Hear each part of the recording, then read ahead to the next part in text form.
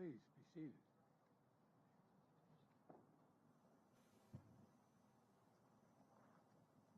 Well, Mr. President, it's good to see you again, my friend. We've met several times over the last year, and each time we have deepened our nation's partnership, and for the benefit, I think, of both our peoples. Today's no exception. Our nation's relationship has been a great success story. The alliance formed in war and has flourished in peace. Seemingly every day, we've launched new areas of cooperation on cyber, strategic technologies, space, democracy, and all the areas that matter most to our future. Because of its core, our alliance is about building a better future for all of our people. And there's no better example than our economic relationship and partnership, which is delivering incredible benefits to both our nations. Through the Indo-Pacific Economic Framework, we're advancing economic growth grounded in high standards for our workers, for the environment, and for communities throughout the region. We're standing together against economic influence being leveraged in coercive ways. And since I took office, Korean companies have invested more than $100 billion in the United States, driving innovation and spurring good new jobs for Americans and Korean workers. Our mutual defense treaty is ironclad, and that includes our commitment to extended deterrence, and that includes the nuclear threat and the nuclear deterrent. They're particularly important in the face of DPRK's increased threats and a blatant violation of U.S. sanctions. At the same time, we continue to seek serious and substantial diplomatic breakthroughs with the DPRK to bolster stability on the peninsula, reduce the threat of proliferation, and address our humanitarian and human rights concerns for the people of the DPRK. The Republic of Korea and the United States are working together, including through our trilateral cooperation with Japan, to ensure the future of the Indo-Pacific is free, is open, prosperous, and secure. I want to thank you again, Mr. President, for your political courage and personal commitment to diplomacy with Japan. I've worked on these issues for a long time, and I can tell you it makes an enormous difference when we all pull together. I also welcome and support your administration's new Indo-Pacific strategy. It's a strategy that affirms how aligned our two nations are and our visions of the region and how similar they are. Today, we discussed our work together on promoting peace and stability in the Taiwan Straits, ensuring freedom of navigation in the South China Sea and beyond. Excuse me. I also affirmed our shared commitment, we together shared our firm shared commitment to stand with the people of Ukraine against Russia's brutal assault on their freedom, their territorial integrity, and democracy. The Republic of Korea's strong support for Ukraine is important because Russia's flagrant violation of international law matters to nations everywhere in the world, not just in Europe. When it comes right down to it, it's about what you believe, what you stand for, what kind of future you want for your children and grandchildren. And right now, I believe the world's at an inflection point. The choices we make today, I believe, are going to determine the direction of our world and the future of our kids for decades to come. That's why this partnership is so important, Mr. President, because we share the same values, the same vision. And I greatly appreciate, Mr. President, that the Republic of Korea co-chaired the second Summit on Democracies last month, and they will host the third Summit for Democracies. We both understand that our democracies and our people are our greatest source of strength, and working together, they make our nation stronger and more effective. From tracking the climate crisis and strengthening our effort to fight it and strengthening global health, no two countries are better suited to meet the challenges ahead than the Republic of Korea and the United States. I want to thank you again, Mr. President, for your friendship, your partnership, and all you've done to help build a future of shared strength and success. The floor is yours, Mr. President.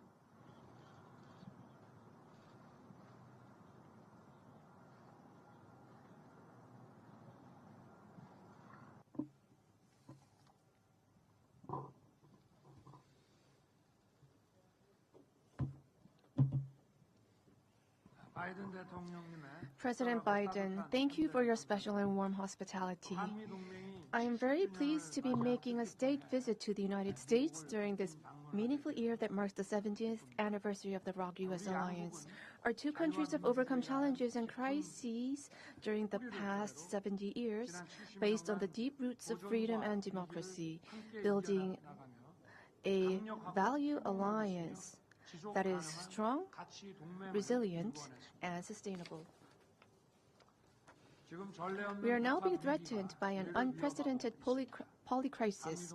The ROK-US alliance is jointly overcoming this crisis, also coming from North Korea, as a righteous alliance that contributes to world peace and prosperity. We will further expand the depth and denotation of the ROK-US Global Comprehensive Strategic Partnership and march forward to the future.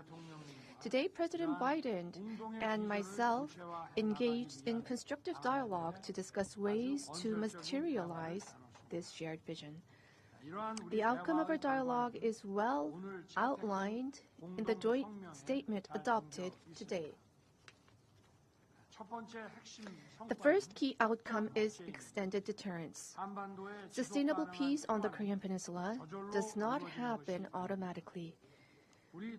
Our two leaders have decided to significantly strengthen extended deterrence of our two countries against North Korea's nuclear and missile threats so that we can achieve peace through the superiority of overwhelming forces and not a false peace based on the goodwill of the other side. Such a will and commitment is captured in the Washington Declaration. President Biden has reaffirmed his ironclad commitment to extended deterrence towards the Republic of Korea. Our two countries have agreed to immediate bilateral presidential consultations in the event of North Korea's nuclear attack and promise to respond swiftly, overwhelmingly, and decisively using the full force of the alliance, including the United States nuclear weapons. Our two countries have agreed to establish a nuclear consultative group to map out a specific plan to operate the new extended deterrence system.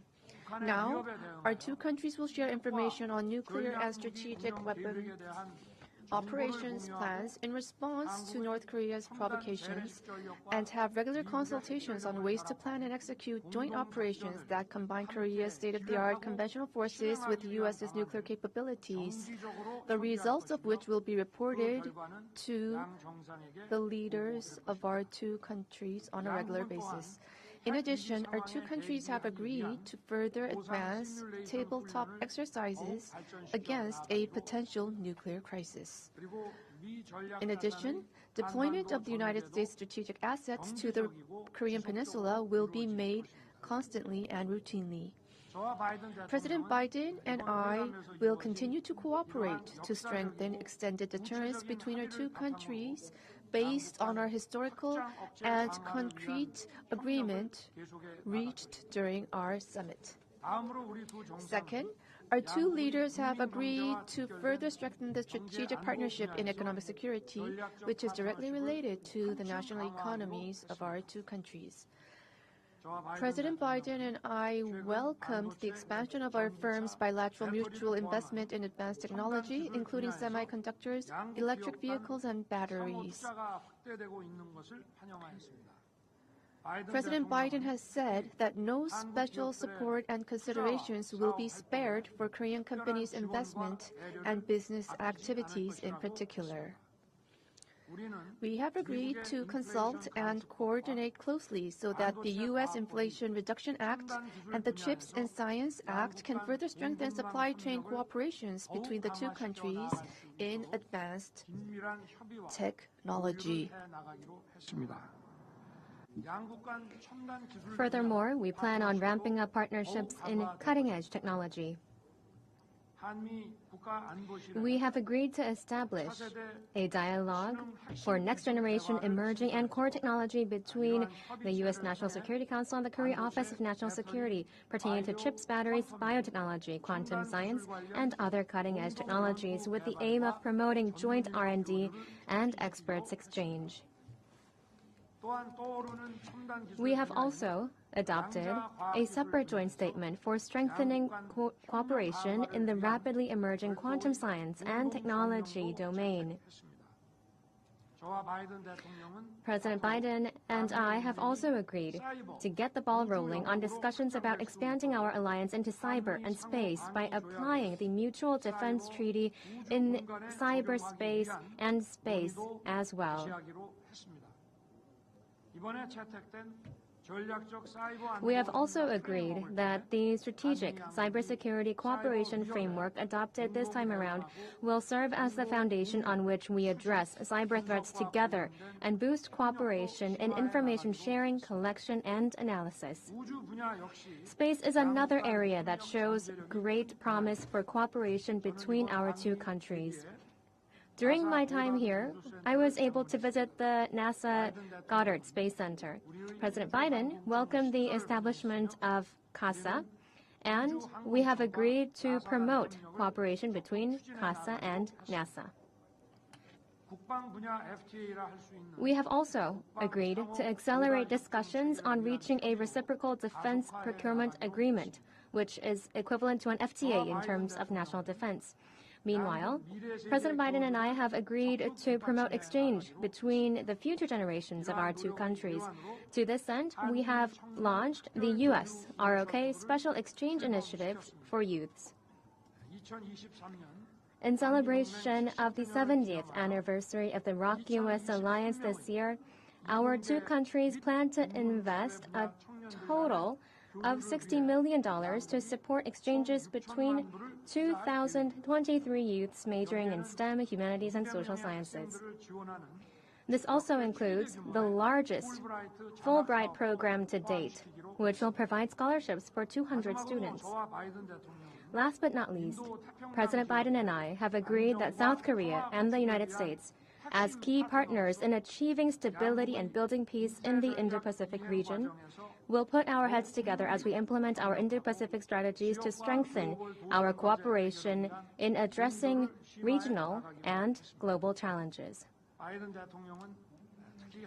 In particular, President Biden expressed strong support for efforts made by the Korean government to normalize Korea-Japan relations.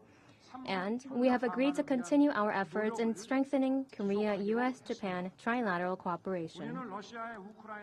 Furthermore, we reaffirmed that the use of force to take the lives of innocent people, an example of which would be Russia's invasion of Ukraine, can in no circumstances whatsoever be justified. In that sense, we agreed to continue our cooperation and efforts alongside the international community to support Ukraine.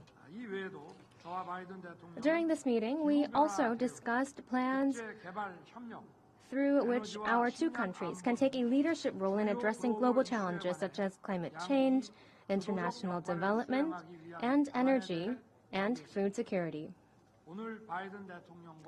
I am delighted that through today's meeting, we've opened up a new chapter for the next 70 years of the ROK-U.S. alliance. I hope President Biden and I, with the support of people in our two countries, can fully deliver on the blueprint that we have mapped out today with the aim of founded in the reaffirmation of the value of freedom and our universal values. Thank you.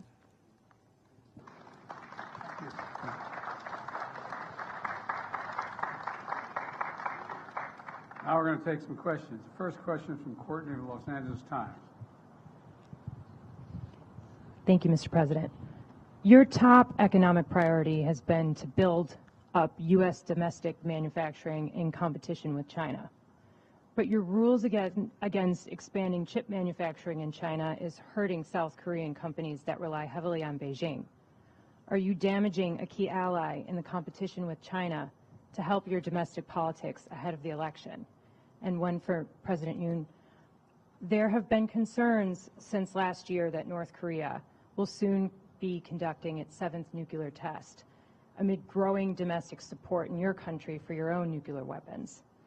Meanwhile, Russia has suggested it could send its latest weapons to North Korea if South Korea sends lethal aid to Ukraine.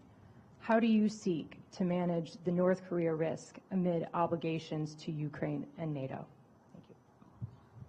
Let me respond to your question first. My desire to increase U.S. manufacturing and jobs in America is not about China. I'm not concerned about China. Remember, America invented the semiconductor. We invented it. We used to have 40% of the market. And we decided that what we're going to do over the past, I don't know how many decades, we decided that it was going to be cheaper to export jobs and import product. And along came the pandemic. And the pandemic taught us that we used to have, as I said, 40% of the market just some years ago. Now it's down to 10%. And again, we invented the supercomputer. So I decided to go out and see what we could do to increase our hold on the market once again. And so what I did was I went around the country, as well as in addition to passing the Chips and Science Act, I, in fact, visited countries around the world. And two significant South Korean companies decided they were going to invest billions of dollars in chip manufacturing in the United States. It wasn't designed to hurt China. It was designed so we didn't have to worry about whether or not we had access to semiconductors. For example, during the pandemic, what happened was all of a sudden everybody started to learn the phrase supply chain. A year ago, no one knew what the hell everybody was talking about when he said supply chain. But now they all know. And we lost access to these semiconductors, in which new automobiles in the United States need 30,000 of them just to build a new automobile. And we didn't have them. So we started to invest here. And what happened was when we encouraged the investment through the Chips and Science Act, and now we have an enormous investment in the United States, well over $200 billion in long-term investment in semiconductors. And we're rebuilding the economy of the United States with those semiconductors. It's not designed to hurt China. The only thing I did say with regard to China, there are certain extremely sophisticated semiconductors that we have built that are useful for nuclear and or other weapon systems. Those we are not selling. We're not exporting to China or anyone else. And so that's the context in which this has all occurred. In the meantime, we're creating thousands of jobs and bringing back a sense of pride and dignity to so many towns in the country where all of a sudden, over the last 3 decades, we found out that factory that had 600 people shut down. The soul of that community was lost. And so I made sure when the semiconductors were coming back that they were not just going to go to the coast, they'd be all over the country. And so we have a significant field of dreams outside of in Ohio, outside of Columbus. We're in Texas, we're in Arizona, anywhere, they're all over the country. So it's not viewed to hurt anyone else. We are providing access to those semiconductors. We're a supply chain you can count on. But we are not going to sit back and be in a position where we don't have access to those semiconductors. We are not going to be a place where we're the end of that line. We're the beginning of it. And it's generating significant economic growth in America and not hurting anybody. And by the way, it's creating jobs in South Korea. It's creating jobs in South Korea, not just with SK, but anyway, with Samsung and other industries. So I think it's a win-win.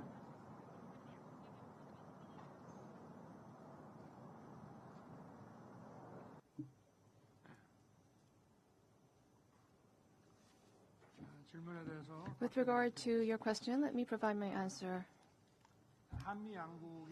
Korea and the U.S., based on its Washington Declaration, our two countries have agreed to strengthen extended deterrence, and the implementation level is different from the past.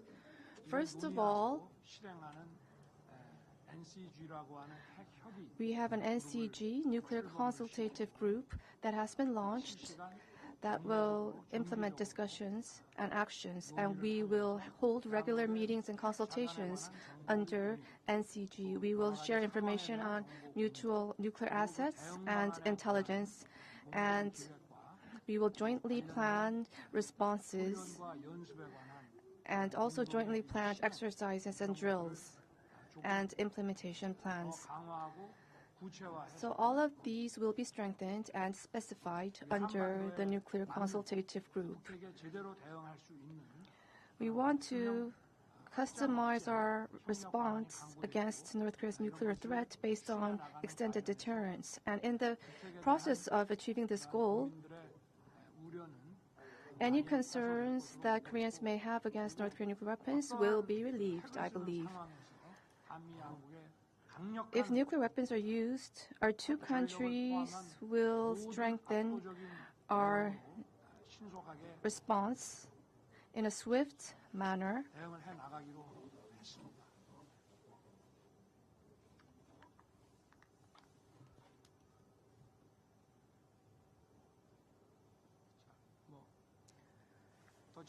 Any further questions to me? Please.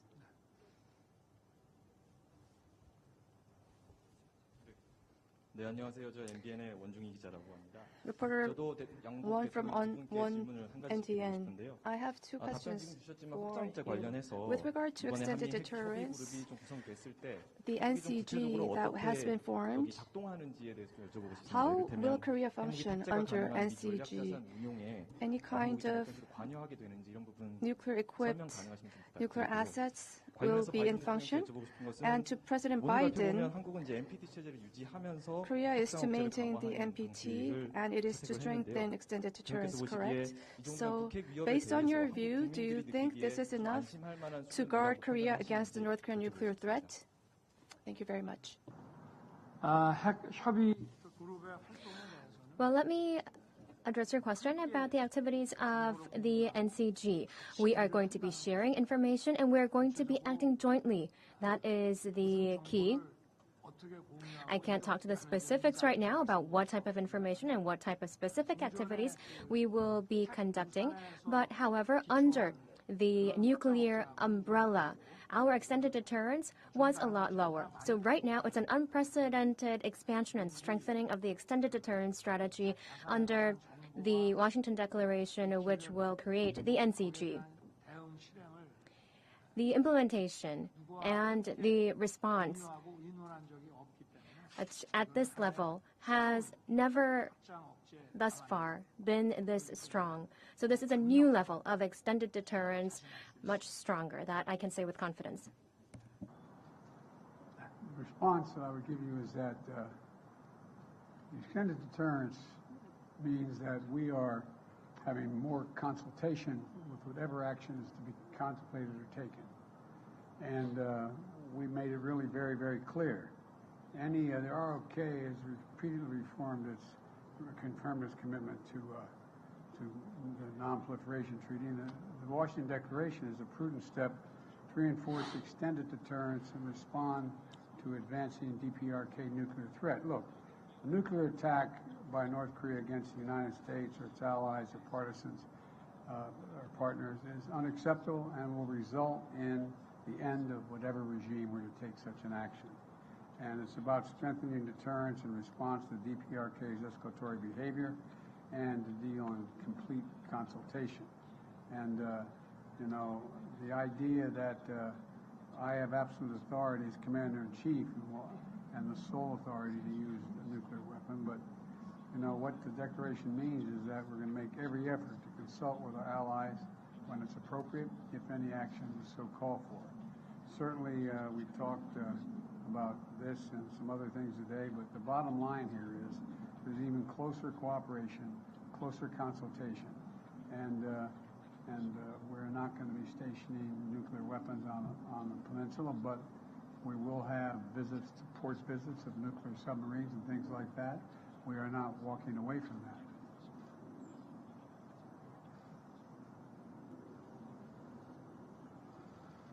My turn to ask a question. I think the next question is Mary Bruce, ABC.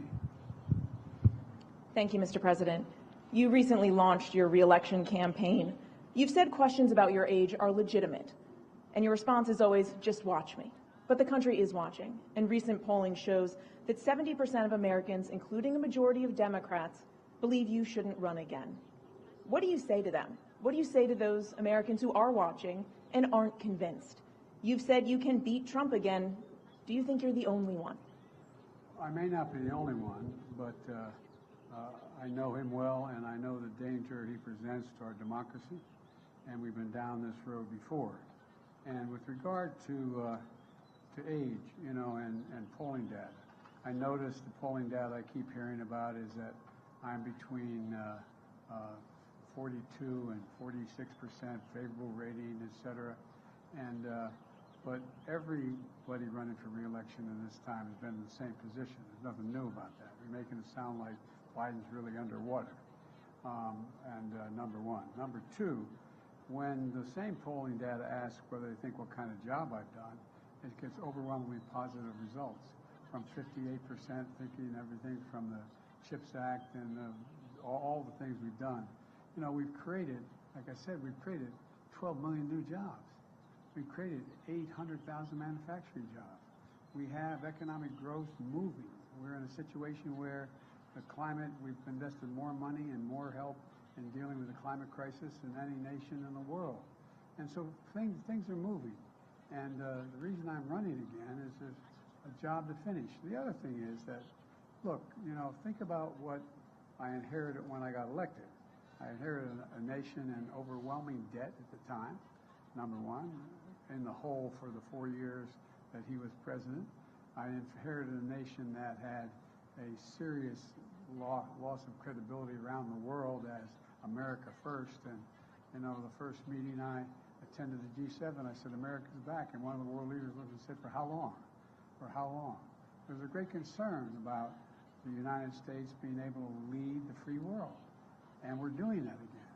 And those same polls you look at, you take a look at the polls that are saying whether I pull together NATO and the European Union as well as Asian partners, I think we have. But there's more to do. And with regard to age, I can't even say, I guess how old I am, I can't even say the number.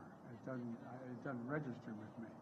And but the only thing I can say is that one of the things that people are going to find out, they're going to see a race, and they're going to judge whether or not I have it or don't have it. I respect them taking a hard look at it. I take a hard look at it as well. I took a hard look at it before I decided to run. And I feel good. I feel excited about the prospects. And I think we're on the verge of really turning the corner in a way we haven't in a long time. I know you're tired of hearing me say we're at an inflection point. Well, we really are. What happens in the next 2, 3, 4 years is going to determine what the next 3, 4 decades look like. And I have never been more optimistic in my life about the possibilities of the United States. To be clear, though, you just said, I know him well. Did Donald Trump's decision to run affect yours? Would you be running if he wasn't? Yeah, I think I still would be running if he wasn't. I do know him well. He's not hard to know, as you know. You know him well, too. The question is whether or not, look, there's more to finish the job. We have an opportunity to put ourselves in a position where we are economically and politically secure for a long time. Look, we continue to have, and now you don't like to hear me saying it, there's still a contest between autocracies and democracies. And we're the leading democracy in the world. And it's something I know a fair amount about, something I care about, and something that I have found a willingness of an awful lot of our allies and friends to follow. So I think that, you know, we have to finish the job, nail it down.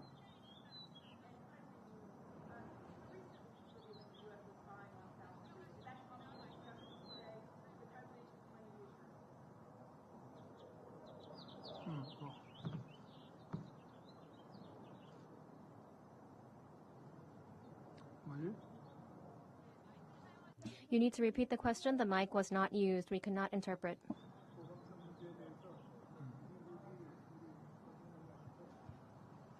You need to repeat the question. Please use the microphone. We cannot provide interpretation if you do not use the microphone. Microphone. My apologies. Thank you. Did the recent leaks revealing that the U.S. was spying on South Korea come up at all in your discussions? And did President Biden provide you any assurances?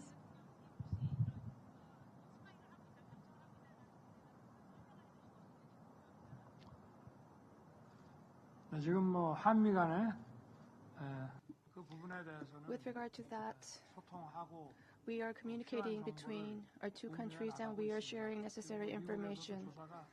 I believe that investigation is underway in the United States.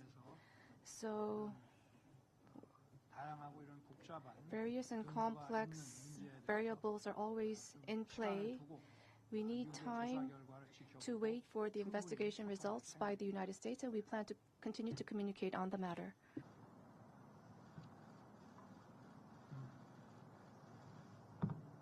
This will be the last question. 질문 주셔서 감사합니다. 파이낸셜 뉴스의 김학재 기자입니다. I'm from Financial News. My name is Kim 두 Hak-jae. 분께 질문 드릴 텐데요. 윤석열 대통령께 먼저 말씀드리겠습니다. My question goes to both of you. My first one goes to President Yoon first. During the state visit, you've said that the alliance has strengthened to cutting-edge industries, to cutting-edge science, and also investments in businesses have been some of the outcomes. These are some positives. However, to each individual of the public, how will this have a long-term impact? What will be the direct benefits felt? And to President Biden.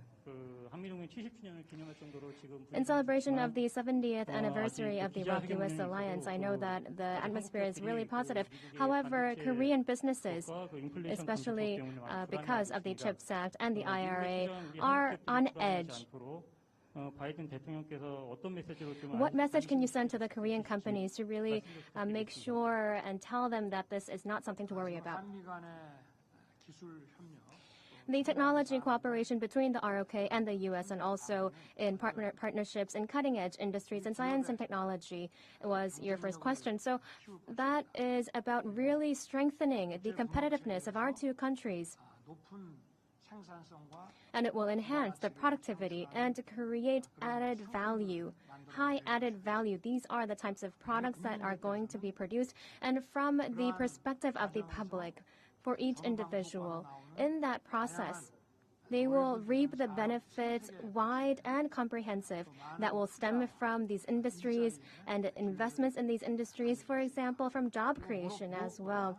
And above all, the future generations will be given the determination and will to take on new challenges and embrace opportunities in our industry so that they can continue to prosper and grow and become more abundant in the future. The reassurance is that it's overwhelmingly in our interest for Korea to do well. No, it is. It's very much in America's interest that Korea do well in the Pacific, very well, because they are one of our most valued partners. And so I think the combination of growing democracies and the democratic institutions as well as their economies is overwhelming in the benefit of the United States, whether it is in South Korea or it's in Australia, in the deep South Pacific. And so I think that there's a reason, overwhelming reason. Plus, in addition to that, we're increasing the number of student exchanges, access to more information between our folks, educating our people, as well as we're going to be cooperating everything from space to technology to medicine. And so there's so many opportunities we have. And I don't think at least we don't, and I don't think so far, most of the South Korean companies believe that there's somehow a U.S. effort to slow them down, prevent their growth, or anything like that. We'd like to see them grow. And I mean that sincerely. It's overwhelming in the U.S. interest for South Korea to do very well economically. It's overwhelming in our interest because it has. And then lastly, I think we underestimate the example that South Korea sets. Here you have a nation that is significant, but is not a nation of 200,000, 300,000, 400,000 people making the kind of changes it's making. It gives other smaller nations hope to believe that if they have democratic institutions and commitment and impact on industries that, in fact, are the cutting-edge industries, new sciences and technology, including AI and other things, that there's a future for them. And I think that's what this is about. And so we view South Korea's economic growth as a benefit to the United States as well as freedom around the world. Thank you all so very much. Appreciate it. Distinguished guests, please remain in your seats until the official delegations have departed.